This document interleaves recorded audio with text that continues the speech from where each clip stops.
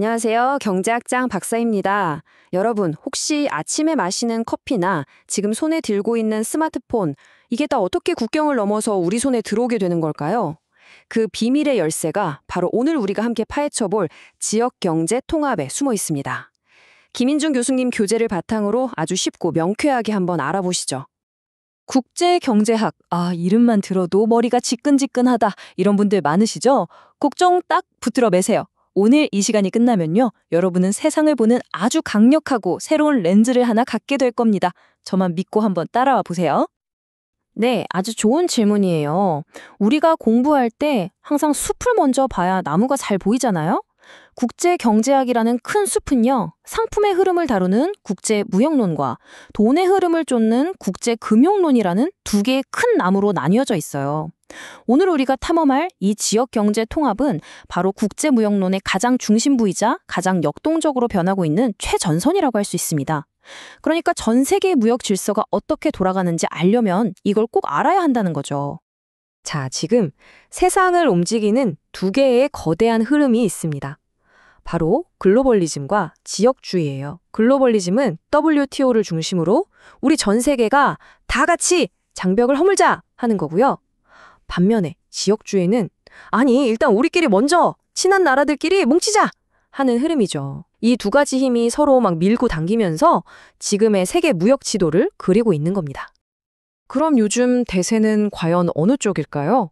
바로 지역주의의 아주 구체적인 형태인 지역무역협정이라는 게 그야말로 폭발적으로 늘어나고 있다는 사실입니다. RTA, 즉 지역무역협정. 이름 그대로예요. 특정 지역에 있는 나라들이 모여서 우리끼리는 관세 같은 무역 장벽을 없애주자 하고 약속하는 거죠. 아마 여러분한테는 FTA, 그러니까 자유무역협정이라는 이름이 훨씬 더 익숙할 텐데요. 맞습니다. 바로 그 FTA가 RTA의 가장 대표적인 형태라고 보시면 돼요. 자, 놀라지 마세요. 2025년, 지금 이 순간에도 효력을 발휘하고 있는 RTA의 수가 무려 373개에 달합니다. 이게 무슨 뜻이냐면요, 전 세계 거의 모든 나라가 평균적으로 2개 이상의 협정에 묶여 있다는 거예요. 그야말로 거미줄처럼 촘촘한 RTA 네트워크가 전 세계를 덮고 있는 셈이죠. 자, 이 그래프가 모든 걸 설명해 줍니다. 한번 쭉 확대해서 자세히 들여다볼까요? 이게 바로 RTA 누적 개수인데요. 1995년 이전까지는 그래프가 거의 바닥에 붙어 있죠. 변화가 거의 없어요. 그런데 WTO가 출범한 1995년, 바로 이 시점을 기준으로 그래프가 어떻게 되나요? 마치 로켓처럼 그냥 수직으로 솟구쳐 버립니다. 이거 참 아이러니하지 않나요? 전 세계적인 자유무역을 하자고 만든 WTO가 생기자마자 오히려 각 나라들은 우리끼리 먼저 뭉치는 지역협정으로 더 빠르게 달려나갔다는 아주 명백한 증거인 셈입니다. 그런데 말이죠. 이런 수많은 협정들이 단순히 물건에 붙는 세금, 그러니까 관세를 없애는 데서 끝나는 걸까요? 네, 바로 그 점이 핵심이에요. 아주 예리한 질문입니다. 옛날에는 그랬을지 몰라요. 하지만 요즘 맺어지는 FTA는 훨씬 더 복잡하고 또 포괄적인 내용을 담고 있습니다. 이 표를 보면 그 변화가 한눈에 딱 들어옵니다. 자, 왼쪽에 옛날 협정들을 보세요. 주로 상품에 대한 관세나 수량 제한 같은 것들에 집중되어 있죠.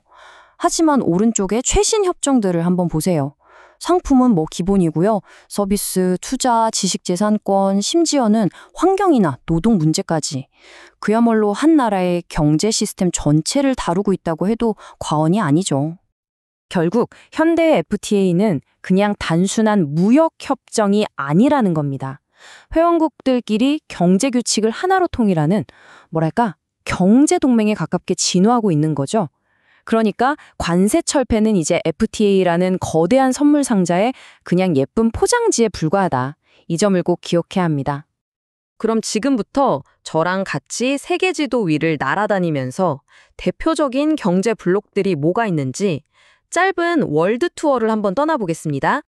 역사를 거슬러 올라가 보면 이런 움직임은 사실 꽤 오래됐어요. 1957년 유럽을 시작으로 해서 동남아의 아세안, 남미의 메르코스루, 그리고 북미의 나프타까지 각 대륙에서 꾸준히 경제를 하나로 묶으려는 노력이 이어져 왔죠.